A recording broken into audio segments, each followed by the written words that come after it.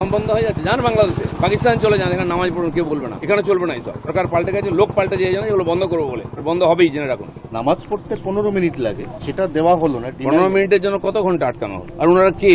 হরিদাস পাল, তাদের জন্য রাস্তা আটকানো হবে? দম বন্ধ হয়ে যাচ্ছে, যান বাংলাদেশে, পাকিস্তান চলে যান, এখানে নামাজ পড়ুন, কেউ বলবে না, এখানে চলবে না। এইসব সরকার পাল্টে গেছে, লোক পাল্টে যায়, এগুলো বন্ধ করবো বলে, বন্ধ হবেই, জেনে রাখুন।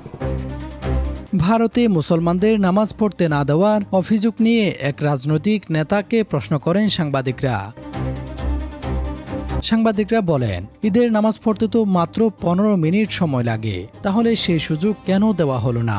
জবাবে ওই নেতা বলেন, পাকিস্তান চলে যান, এখানে নামাজ পড়ুন, কেউ বলবে না, এখানে চলবে না। এইসব যারা এ ধরনের নামাজ পড়তে চান তারা বাংলাদেশ কিংবা পাকিস্তানে চলে যেতে পারেন। তার দাবি, এখানে নামাজ পড়তে দেওয়া হবে না, এখানে চলবে না। এইসব একই সঙ্গে তিনি আরো বলেন, প্রধানমন্ত্রী বা ভিআইপিদের কর্মসূচির সময় নিরাপত্তার কারণে রাস্তা বন্ধ রাখা হয়, তা সেটিকে নামাজের সঙ্গে তুলনা করা ঠিক নয়। এই বক্তব্যের পর সামাজিক যোগাযোগ মাধ্যমে ব্যাপক আলোচনা ও সমালোচনা শুরু হয়েছে। দর্শক, ভারতে মুসলমানদের এই অসহায়ত্বের প্রতি আপনি কি বলবেন? আপনি কি চান আবারও সবাই সুস্থভাবে তাদের নিজেদের ধর্ম পালন করুক? তাহলে কমেন্ট করে জানিয়ে দিন।